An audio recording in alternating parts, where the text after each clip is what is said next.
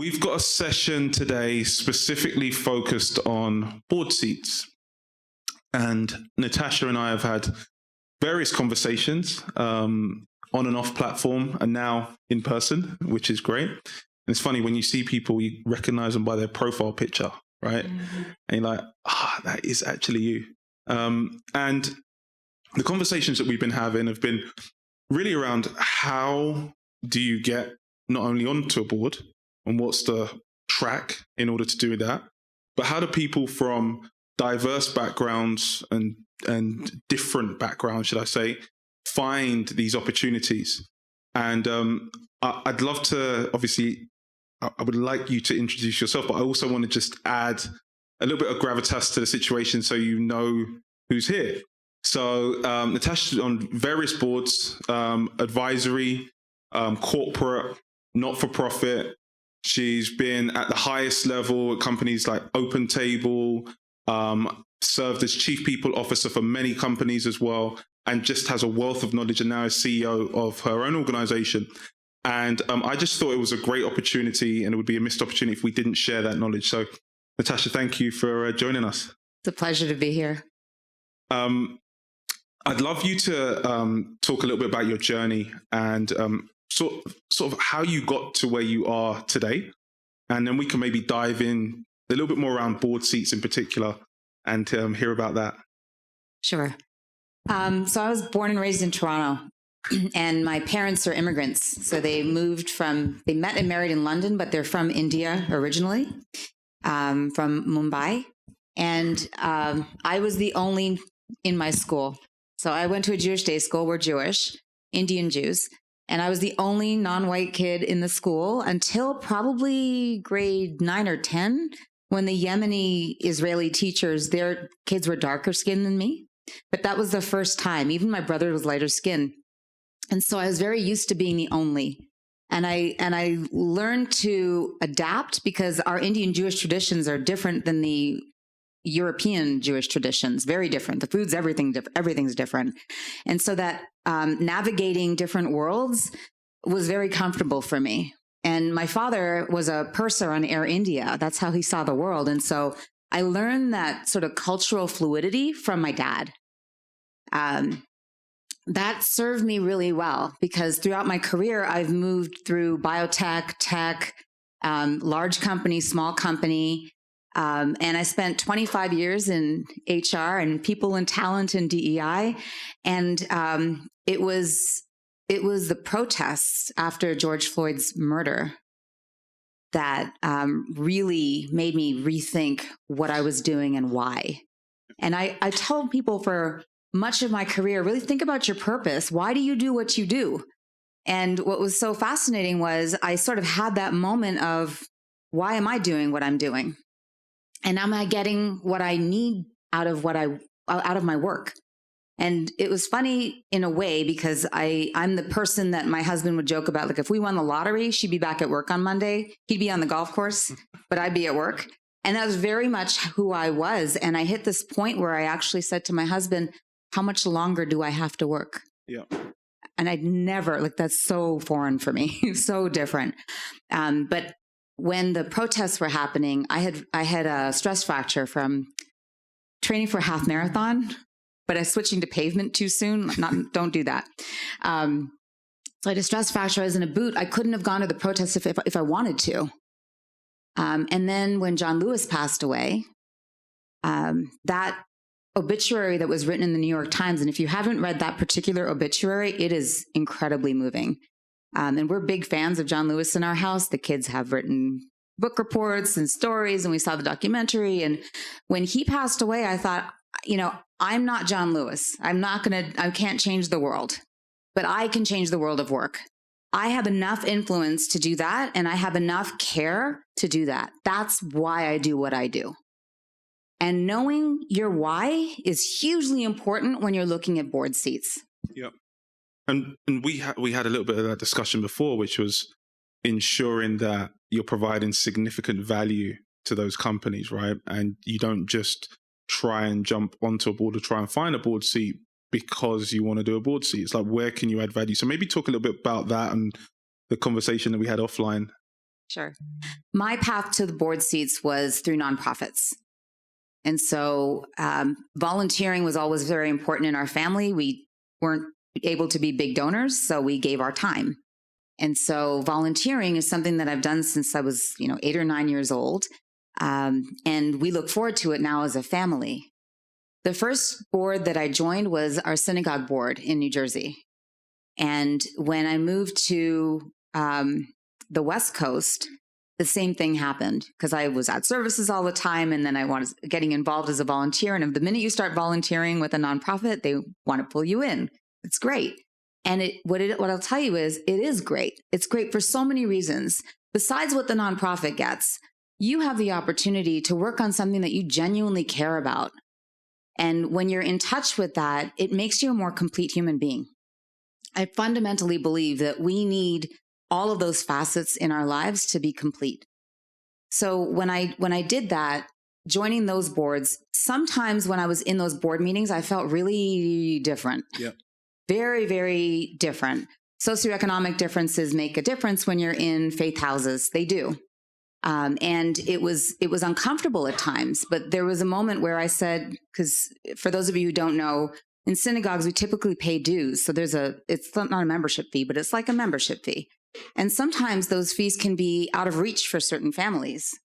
And so there was some conversation about making the board pay full fees.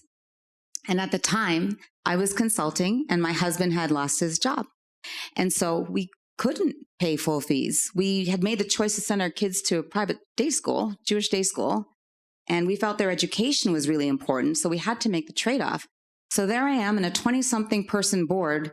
I think I was the only person of color at the time on the board. And I just said that I couldn't do that. I personally can't do that. And I thought, this is who I am. This is being true to who I am. This is standing up in a community that I'm a part of and saying that if we do this, I won't be here. And again, it's staying true to your purpose and being a part of those conversations where it's uncomfortable to be vulnerable. And I did it. And from there, I joined another board. I'm now on 3 nonprofit boards. And I'm on the board of Lingo Live. Now, the journey to that one is what you're going to ask me about next, right? Yeah, no, but I think it's important to understand that we don't just leap from one space to another. And I think there's an expectation that, okay, if I want to be on a board, corporate board is kind of the only thing.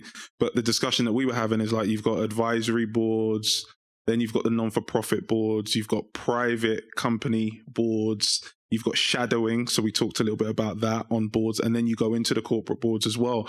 And that just shows that there's a path in order to do that. And I think what's really interesting to learn is your specific journey. If we dissect that after you've done the non-for-profit, what did that look like? And then how did you get into the next wave of boards? Was it around expertise as well as the belief in what you were doing, or was there something specific that people looked at? It was expertise. So consider I was chief people officer. And so I would come to events like this, or I'd be pitched a lot for, by companies that were just starting out or were looking to potentially pivot. And I am really curious. I like to ask a lot of questions. And so the companies that I was pitched by that I thought were particularly interesting, I would ask more questions and I would ask for more time. And those are the companies that I ended up bringing them into my organization. And because I had so many questions or suggestions or whatever it was, they felt like they had somebody who was actually interested and cared about the product. Yeah. Yeah. And that's the thing that carried forward from the nonprofit to advisory work, that my purpose was still really clear. I really cared about the product. And it would bother me if the company didn't do well, if the company that I was advising didn't do well. And that care is what's so, so, so critical, right? So I have met a lot of people who've asked me, how do you get on boards? And it seems very much like, I need to check this box for my resume, or I need to check this box so that my name is on certain lists or that I'm on certain stages.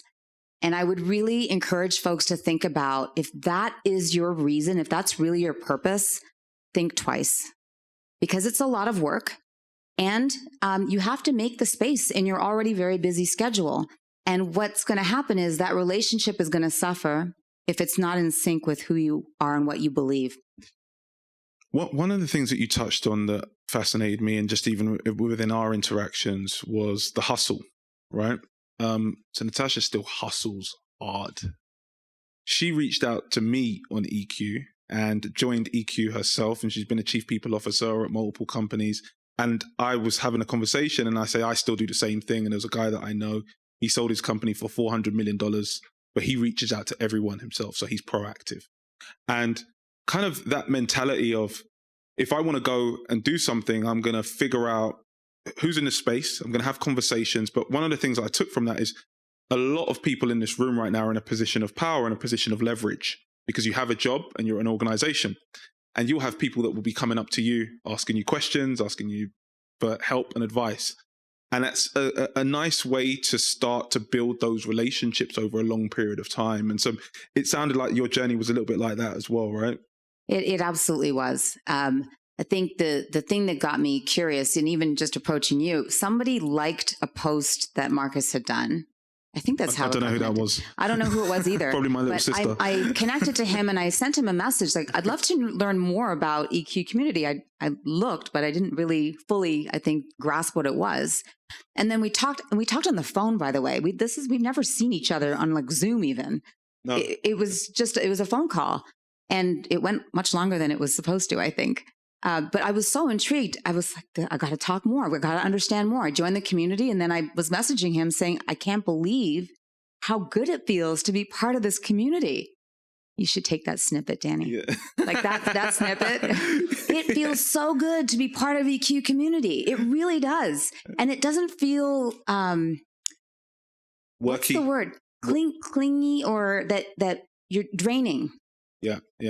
You feel dirty after social media. If you've been on social media too long, you kind of come off and you're like, I don't know. I don't feel cleansed. And that's part of like the idea, right? We want to ensure that people come off of the platform when they feel like they got value. So I'm glad that there is a warmth to the community, which I find really, really special. And he must have thought, who is this bananas lady? Like, really, what's her problem?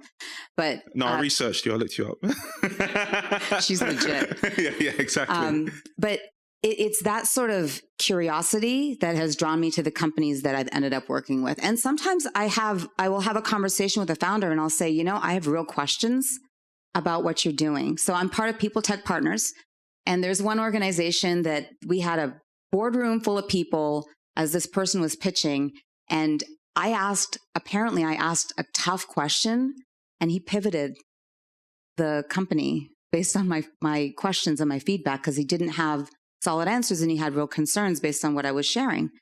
And he told me this about 3-4 years later, and I thought, I hope I didn't take you off your dream. I mean, I don't mean to do that, but what I was trying to do, my intention is always with founders, if I can help you fill the holes, the gaps in your pitch or in your plans, then you're going to be stronger and I'll feel good.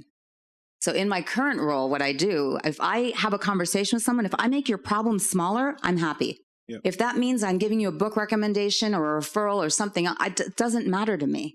I always walk away feeling good. And so this is the same thing with boards.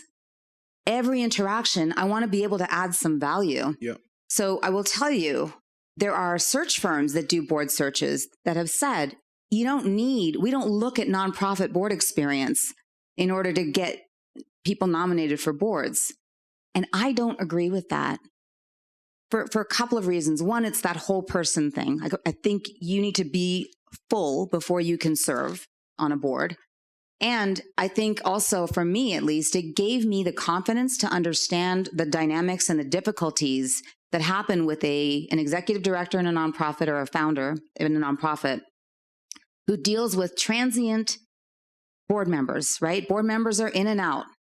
They're steady on their mission, and we pop in and we pop out. We're corporate seagulls, right? We come in, we fly, we poop around, and then we fly away. We do that on nonprofit boards. And someone else cleans up the mess. Is that? Or the executive director's left to deal with, well, now what do I do? Right. Yeah. So similarly with the corporate boards we're on, that experience of you can't just do that. You can't just fly in and then pop back out. You can't do that to the companies that you're working in if you care about them. You would never do that. Yeah, no, it's interesting that just in terms of the way that you think about the structure of different types of boards, because ultimately what we're talking about is advisory, where you're providing time, and in exchange for that time, you may get something back because you're involved in that organization or that company. So it's kind of a intrinsic value, but then you get paid off of it, and you build your reputation, you build your CV. People in the audience and the people that are going to be listening on EQ moving forward are going to be at varying levels, right? So there'll be people that are starting out thinking about this. People are a lot closer to getting to their first corporate board. Maybe they're doing advisory. If you're to give some takeaways, right? So we had this conversation, they're in the elevator and they're thinking about, what, that was really interesting. I'm going to take some action. What would be the one or two things that you'd want people to take away from the session? I think the first is really start in your swim lane. So if you have expertise in marketing, see what ideas you have for marketing for the company that you're looking at. If you're a product person, same thing. If you're in people and talent, same thing. We each bring our expertise, and we're at our best when we're living in that space, right? So it's a great entry point to start doing advisory work that way. And I just want to summarize. I want to be very clear. So you start in the swim lane, but then also at the same time, how do you get these companies? How do you find these organizations? Personally, I've just reached out. Yep, I know you have. That's why I want everyone to hear that, right? Well, so there's a little bit of what's the worst that could happen? What's the worst that would have happened? He wouldn't respond to me. Or he'd block me on LinkedIn. Okay, I don't know him anyway. I did hear that. But it's not like I knew him and that we didn't have a long-standing professional relationship before this. So it's a little bit of what's the worst that could happen? He doesn't respond. Okay, I might try again. Yeah. And okay, but it's the fear of rejection, I think, is the biggest hurdle. And I'm an executive coach, so I will just say that fear can be really deep-seated. And I'm going to take it a little. Okay, you reach out to people. What do you say? What would be the one or two liners? How would you craft a message that you think might land, or at least get you part way in the door, or for the door to be kind of creeped open a little bit? Yeah, so I typically do this on LinkedIn because something has piqued my interest. And so I'll mention, so I saw this post, I think with you, I said, I could probably find the message if somebody's really that curious. But something about what they posted or something you saw about their organization piqued your interest and you want to learn more. And I'm upfront with people. I'm not in a chief people officer seat anymore. I'm living my own dream right now as running my own company. So I tell people I'm running my own organization and I wonder if my clients might be interested in what you're doing. Now, we've also had the conversation about referrals for companies. And I don't believe that referrals necessarily generate the right behaviors. Well, you're talking about paid referrals, right? Paid referrals. Yeah. But referrals in general are good. I just want everyone to know you can refer business to me. But knowing why you're making the referral, right, that really, really matters. Yeah. And so I get really excited when I meet people that should be engaging on the paid side of EQ community. And I'm so excited to introduce them. And I think part of what I'm trying to do is I'm trying to offer something. So it's not just pitch me, do your shtick, come and share everything you do and share all your secret sauce and then I'll see what good I can do with that. No, I want to understand and here's why. So I explain why. Yeah. Okay. Really interesting. And it sounded like you might have one more takeaway and we're at time. Now we're getting to time. We got 5 minutes left for the next session. Is there anything else that you want to leave the people in EQ with and the people that have taken their time to come to this session?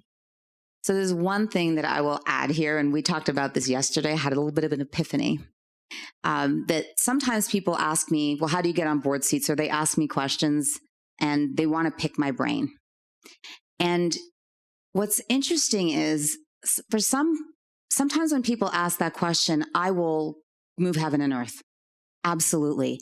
And for other people, I just feel like, no, there's something, I'm feeling uneasy about something.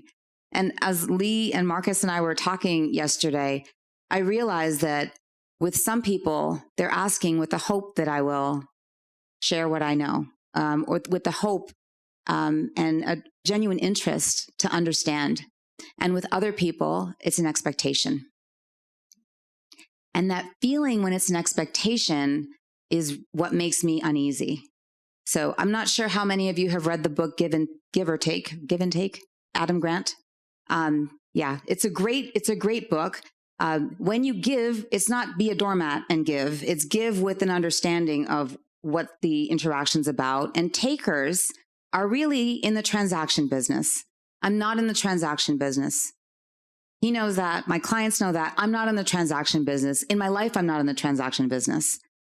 And so that is the one thing that I will share. I'm happy to answer any questions folks have. And as you start to make this entree with organizations that you want to become an advisor to, you want to be a board member of, know your why. And it's not a put your hand out and asking for help. You are engaging in the act of giving, but it's connected to your purpose. Fantastic. Well, Natasha, I can't say anything else but thank you for taking your time. We really appreciate it. Appreciate the words of wisdom.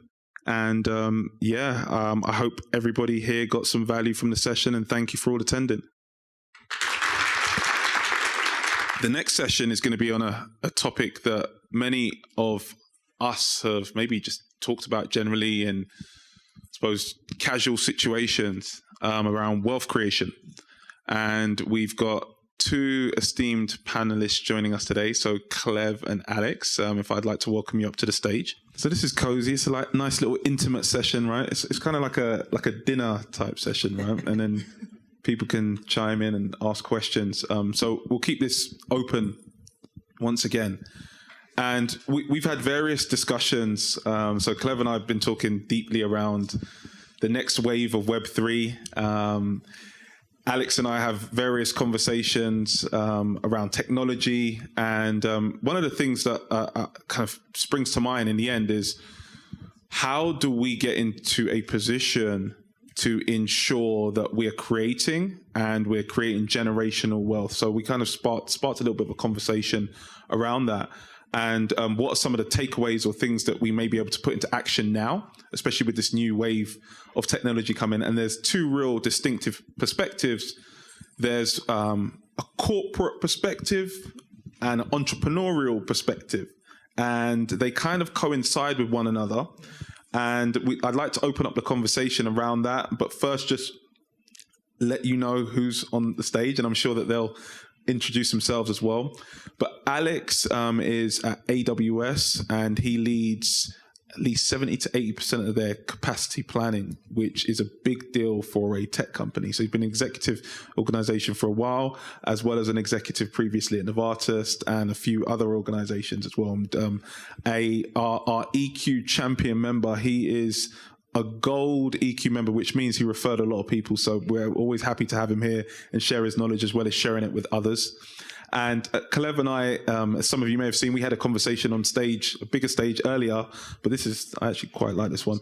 This is a bit more of an intimate setting. And Cleve has been in blockchain and policy, I want to say from the start in the United States, now driving a lot of that change and how we see the new wave of web. And is a coveted author. And we have some giveaways after this session for Cleve's signed book as well. So make sure you stick around for that.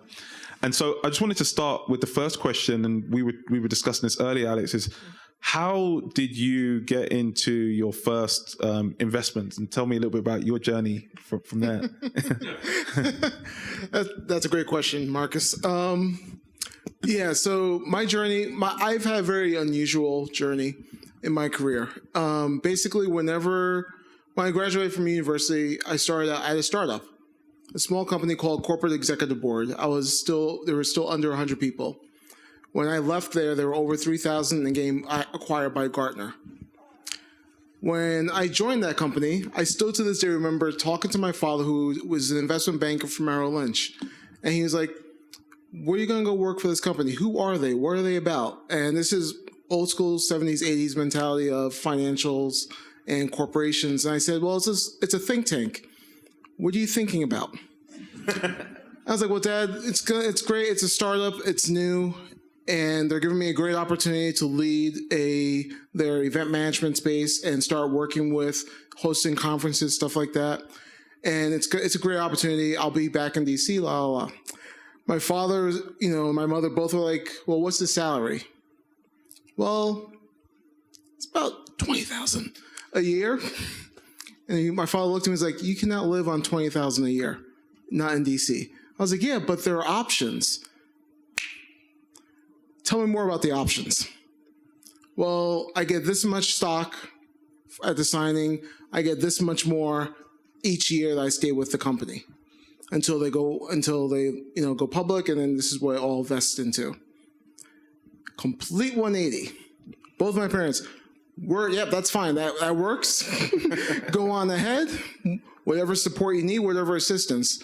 And literally was working through that and taking those options. And my first flip was to use my first set of options to actually invest in real estate and buy my first fixer-up or flip house. And working through that and using that money to come back and buy other stocks through a account that my father helped me set up, and just using the money back and forth initially. So that route, and Cleve, we'll have a conversation around the next wave of technology. But from that standpoint, there was you had a job. Okay, so people think that you can't create wealth from having a job. It depends on the type of job that you have, right, and the company that you're with. It depends on the stage of that organization as well, and if you catch them at the right time, and then also how you negotiate your package. Are you thinking about the extra 5 or 10K, or are you thinking about the long term of that 5 or 10K in stock, and how much do you believe in what you're doing? And that's what I'm hearing from that. Exactly. Yeah. It's to this day, even with my nieces and nephews and my godchildren, when they're born, my gift to them is, well, their parents, I gift them with alcohol. But with them, I gift them stocks or a bond. And the entire time, every year, I talk to them and just drill into their head, think long. The immediate need is immediate gratification. But if you want to survive, you have to think long. And my nephew right now is 16, and he is fixated on, I have my license. I want to get a car. Uncle Alex, can you help me get a car? Sure. We'll get this little, used car because you just turned your age, and we're going to use the rest of the money towards saving and investing in, I'm looking at Black-owned businesses. So I was like, we're going to look at these 2 Black-owned banks that are open for investment. And he looked at me and he's like, yeah, but I can use the money now and get this really nice Subaru WRX, whatever, souped up. And I was like, yeah, what do you need this for? What is the purpose? What is the goal? What's the value add for you? Stunning, baby. That's what you did. Exactly. Yeah. But it took a little bit for him to really realize that fact that, but that's the thing. A lot, especially now, kids I mentor and especially some of the nonprofits I work with, where a lot of these inner city kids are sitting there without any sort of mentor to explain to them the value of money. Yeah. And I don't want us to be on here 5 minutes and Cleve hasn't had a chance to weigh in, because I think it's important that we also look at, so for me, there's not traditional, but there are just things that are available that we know, whether it's stocks, bonds, companies, getting them at the right stage. And then there's this new wave. So Cleve, tell us a little bit more about how you think about the new wave. And I'd love to hear your perspective. Well, I work in the blockchain and cryptocurrency space. I've been working in the space, as you mentioned, for quite a while. And obviously, I try to push my portfolio around cryptos. But I do want to comment on the last thing that you said about, young people not having, people to advise them. And one of the trends we've seen, especially with the growth of cryptocurrency, is that there's now recognition that young people want financial education in high schools and junior high schools. We have students on school boards across the country who are demanding it in school boards. So within the last 2 years alone, there's been about 5 states that have changed the laws to mandate high schools to teach financial literacy, including cryptocurrency. And certainly the mayors of New York City and Miami, who have been fighting over who's going to have the biggest Bitcoin city. Typical man, right? But as they fight over who'll have the biggest Bitcoin city, they're both focused on financial literacy in high schools. So what you're saying is correct. But the good thing is young people want this. They're excited by this, and I think they've seen their families. They went through the financial crisis where their parents lost their homes, credit card debt, and all of that stuff. So, but I would say at that intersection of crypto, that's what decentralization is. I think people will say that it was a coincidence that the Bitcoin white paper came out in 2008 at the height of the global financial crisis. But some of us feel it was serendipity, right? It was in 2008 when globally our financial system crashed and we found out it was on sinking sand. The Bitcoin white paper was sent in 2000, and then in 2009, the first Bitcoin was minted, creating a new financial asset class, right? And the first time Bitcoin was worth anything was in 2011. It was worth $1. So today, there's a new financial asset class that people can access and own and hold. And the good news is the data shows who's holding it, who's owning it. It's Black and Latino communities by double digits in this nation. So people who have been locked out of the traditional financial system are gravitating towards this alternative source. And Bitcoin is truly, and cryptocurrencies in a whole, but Bitcoin really is a true equalizer because yes, we now have Wall Street, Silicon Valley being late to the game joining, but it's one of those things where no one will ever be pushed out, whether you're homeless, middle class, poor, whatever, you always have access to cryptocurrencies, and that has been game changing. Yeah. I think just the hurdles that you have to go over just to even be able to invest a few dollars out here is like crazy to me. Or even things like the SEC's accredited investor rule. Yeah, right. Yeah, exactly. Why should I have a pedigree to build wealth? You're telling me even if I have the money, the degrees, that I'm still locked out of the system to create wealth. Yeah. And I think as you mentioned, Cleve, we're seeing a transformation and a lot more opportunities. And so I want to dive into in the end, always make sure that people get takeaways and there's value from that. But I think it would be good to understand, now you know what you know. If you knew what you knew, what would you have done right earlier on? And what would you encourage people to do earlier on now? And just from both of your perspectives, that'd be great. I'll start. I would have bought more Bitcoin early on. Yeah. Are you going to say that one? I will say I was lucky. I first found out about Bitcoin in 2013 when I was serving in the Obama administration. A friend luckily had a wallet, so I bought some Bitcoin. And that is the reason I was able to quit my job in 2017 and do this full time. So I did sell those Bitcoins to actually fund this wanderlust. And I've since been accumulating. But I think everybody says that. But that shouldn't deter anyone, because everyone says that, but most people who bought Bitcoin early have sold it, have used it, have been, and that's why we actually have an industry. But I will say that, other than buying more Bitcoin, I wish I had...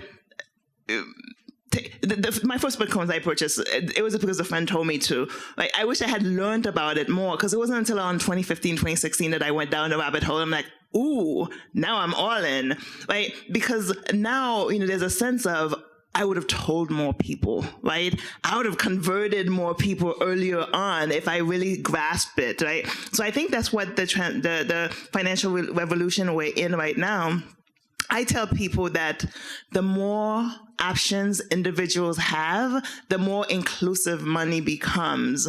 Like people, especially people who have been lacked out, we need more options. So your portfolio should be cryptocurrency. It should be stocks.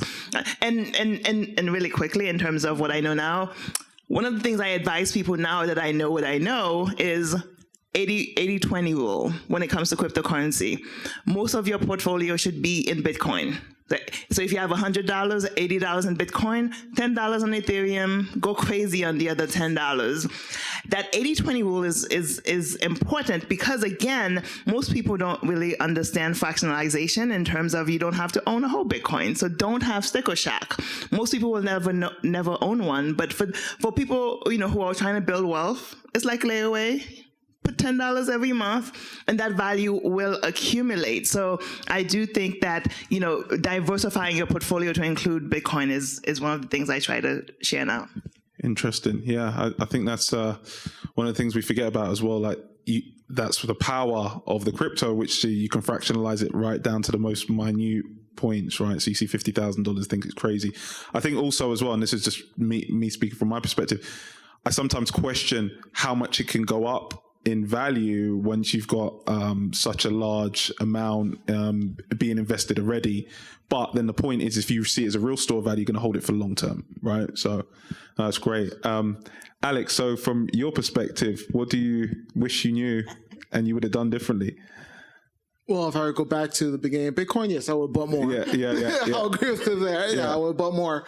But if I go back to even earlier than that, I would have told, my family, we're from Haiti. And I remember my father, when we went back, he showed us all this property that we had before Duvalier took it over. And it was interesting because, reflecting back on this question last night, I was like, well, what would I have gone back and told myself differently?